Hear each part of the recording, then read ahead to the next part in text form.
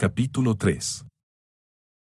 Los pioneros, los primeros filósofos jonios. Tales, Anaximandro, Anaxímenes, conclusión. 1. Tales. La mezcla del filósofo y del científico práctico se ve muy claramente en el caso de Tales de Mileto. Dícese que Tales predijo el eclipse de sol que, según Heródoto, 24, se produjo al final de la guerra entre los lidios y los medos. Calculan los astrónomos que un eclipse que fue probablemente visible en Asia Menor ocurrió el 28 de mayo de 585 a.J.C. Por tanto, si la tradición acerca de Tales es verdadera, y si el eclipse que él predijo fue el del año 585, debió de florecer nuestro sabio durante la primera parte del siglo VI a.J.C. Se dice que murió poco antes de la caída de Sardes, en 546 a 545. A. J.C. Entre otras actividades científicas que se le atribuyen a Tales figuran la elaboración de un almanaque y la introducción de la práctica fenicia de orientarse por la Osa Menor en las navegaciones. Las anécdotas que a propósito de él se refieren y que pueden leerse en la vida de Tales escrita por Diógenes Laercio, por ejemplo, lo de que cayó a un pozo mientras estaba contemplando las estrellas, o lo de que, en previsión de una escasa cosecha de olivas, almacenó gran cantidad de aceite, tal vez no pasaran de ser historias del tipo de las que tan fácilmente se originan en torno a los sabios famosos. 25. En su metafísica afirma Aristóteles que, según Tales, la Tierra está sobre agua, por lo que parece, se la imaginó a la manera de un delgado disco flotante. Pero el punto de mayor importancia es que Tales declaró que el elemento primario de todas las cosas es el agua, o sea que, de hecho, planteó la cuestión del uno en todo. Supone Aristóteles que la observación pudo haberle llevado a Tales a esta conclusión, llegando a, dicho, concepto quizás al ver que todas las cosas se nutren de lo húmedo, y que el calor mismo se genera a partir de la humedad y por ella se conserva, y que aquello a partir de lo cual vienen las cosas al ser es principio de todas ellas. De este hecho sacó su noción, así como del hecho de que las simientes de todas las cosas tienen una naturaleza húmeda, y el agua es el origen de la naturaleza de las cosas húmedas. 26.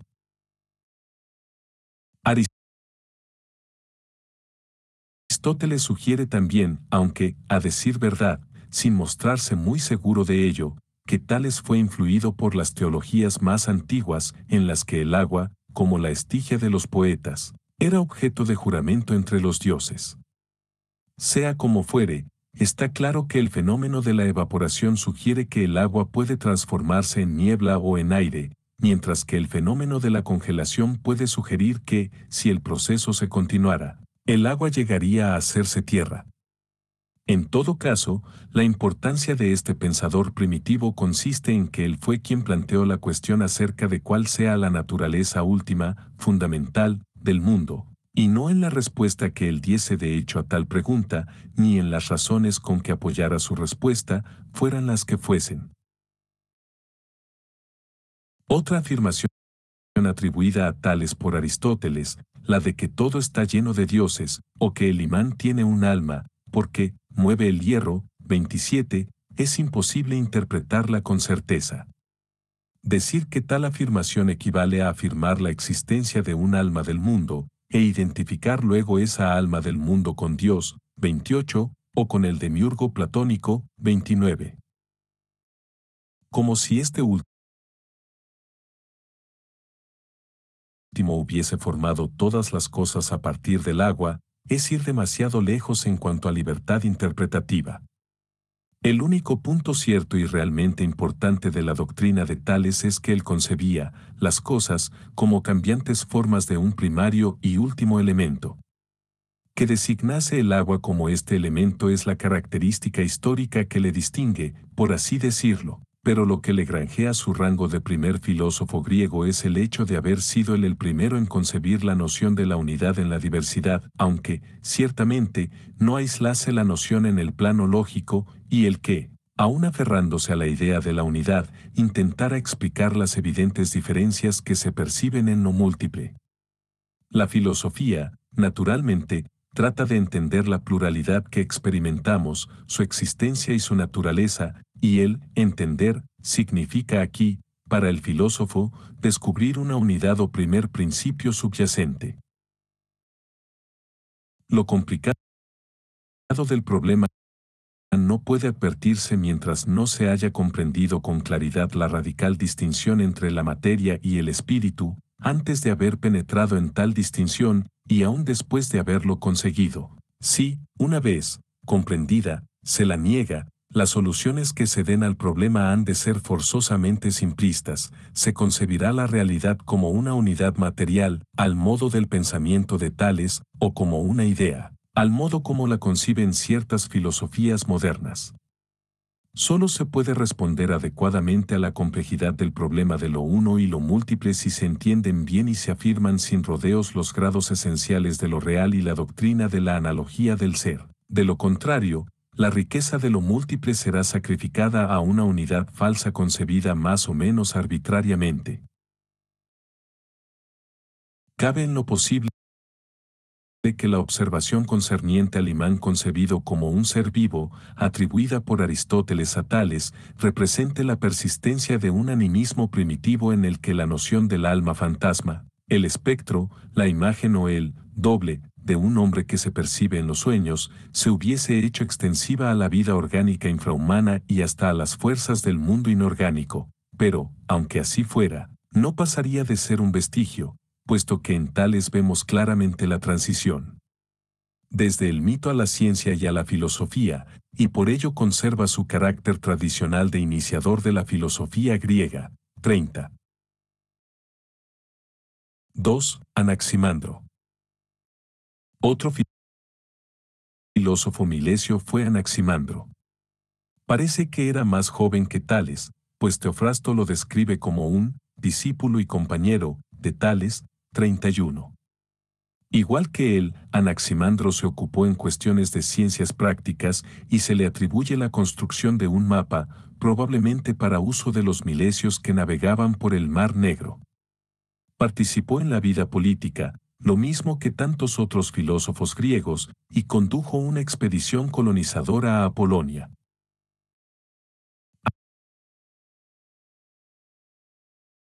Anaximandro compuso una obra en prosa sobre sus teorías filosóficas. Esta obra se conservaba todavía en tiempos de Teofrasto, a quien debemos valiosas informaciones acerca del pensamiento de Anaximandro. Buscó Anaximandro, como Tales, el elemento primordial y básico de todas las cosas, pero decidió que ese elemento no podía ser ninguna clase particular de materia, tal como el agua, puesto que el agua, o lo húmedo, era en sí mismo uno de los contrarios, cuyos conflictos y recíprocas invasiones había que explicar. Si el cambio, el nacimiento y la muerte, el crecimiento y la decrepitud, se deben a un conflicto, al auge de un elemento a expensas de otro, entonces, si se supone que todo es en realidad, en el fondo, agua, resulta difícil entender por qué los demás elementos no han sido disueltos desde hace ya mucho tiempo por el agua. Anaximandro llegó, pues, a concebir que el elemento primero, el Urstov, era indeterminado. Era más primitivo que los opuestos, por ser aquello de lo que éstos salían y a lo que volvían al corromperse. 32. Este elemento primigenio fue llamado por Anaximandro y, según Teofrasto, él fue el primero en darle tal nombre, la causa material. No es ni el agua ni ningún otro de los llamados elementos, sino una naturaleza diferente de ellos e infinita, de la cual proceden todos los cielos y los mundos en estos encerrados.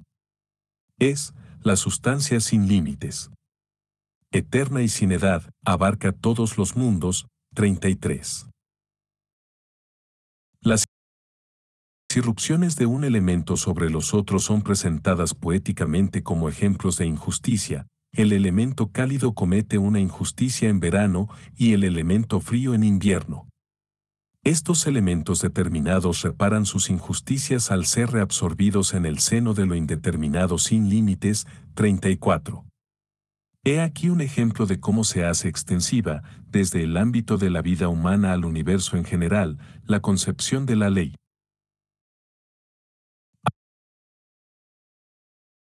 Hay una pluralidad de innumerables mundos coexistentes. 35. Cada uno de ellos es perecedero, pero parece ser que hay un número ilimitado de ellos que existen simultáneamente, viniendo los mundos a la existencia en virtud de un movimiento eterno. Y, además, había un movimiento eterno en el que se engendraban los cielos. 36. Este eterno movimiento parece haber sido una separación clasificatoria, una especie de criba como la que hallamos en la doctrina pitagórica reseñada en el Taimeo de Platón. Luego que las cosas fueron separadas unas de otras, el mundo, tal como nosotros lo conocemos, se formó mediante un movimiento arremolinado los elementos más pesados, que eran la tierra y el agua, permanecían en el centro del remolino, el fuego salía despedido hacia la circunferencia y el aire quedaba en medio. La tierra no es un disco, sino un cilindro de poca altura, como un tambor de columna. 37. La vida salió del mar, y las formas actuales de los seres vivientes son el resultado de su progresiva adaptación al medio ambiente. Anaximandro hace una audaz y aguda conjetura sobre el origen del hombre. Dice también que en el principio nació el hombre de animales de otra especie, pues mientras los demás animales encuentran muy pronto de qué alimentarse, solamente el hombre necesita un largo periodo de lactancia, por lo que, si originariamente hubiese sido como es ahora, nunca habría podido sobrevivir. 38. Lo que no aclara, dificultades siempre para los evolucionistas, es cómo sobrevivió el hombre durante la fase de transición. Así, pues, la doctrina de Anaximandro supone un adelanto con relación a la de Miles, superando la designación de un elemento determinado como primordial, llega a concebir un infinito indeterminado, del que provienen todas las cosas. Más aún, intenta por lo menos responder de algún modo a la cuestión de cómo evolucionó el mundo a partir de aquel elemento primero. 3. Anaxímenes. El tercer filósofo de la escuela de Mileto fue Anaxímenes. Debió de ser más joven que Anaximandro, al menos, Teofrasto dice que era discípulo y compañero de Anaximandro. Escribió un libro, del que ha sobrevivido un breve fragmento. Según Diógenes Laercio, escribió en purísimo dialecto jonio. La doctrina de Anaxímenes parece, ya a primera vista, un franco retroceso con respecto a la posición alcanzada por Anaximandro, pues, abandonando la teoría del sigue a Tales en lo de indicar una sustancia determinada como elemento primigenio.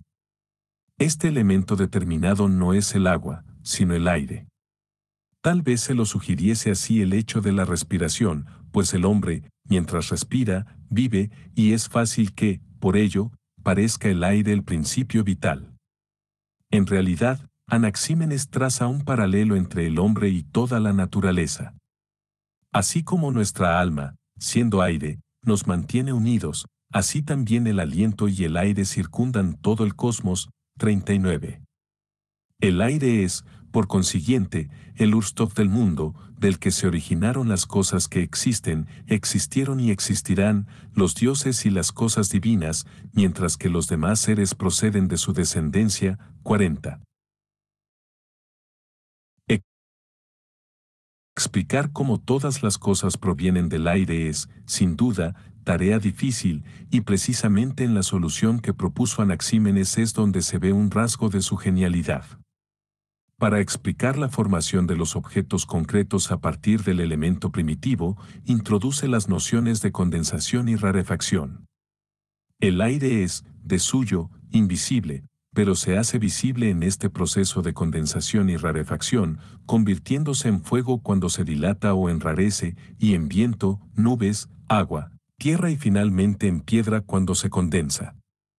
A decir verdad, esta concepción de las condensaciones y rarefacciones sugiere otro motivo por el que Anaxímenes pudo identificar el elemento primordial con el aire. Pensó que, cuando el aire se enrarece, se hace más cálido y, así, tiende a transformarse en fuego, mientras que cuando se condensa se enfría y tiende a la solidificación. El aire se halla, pues, entre el círculo de llamas que lo envuelve todo y la masa fría y húmeda de su interior, y Anaxímenes se decide por el aire como por una especie de ambiente vital intermedio.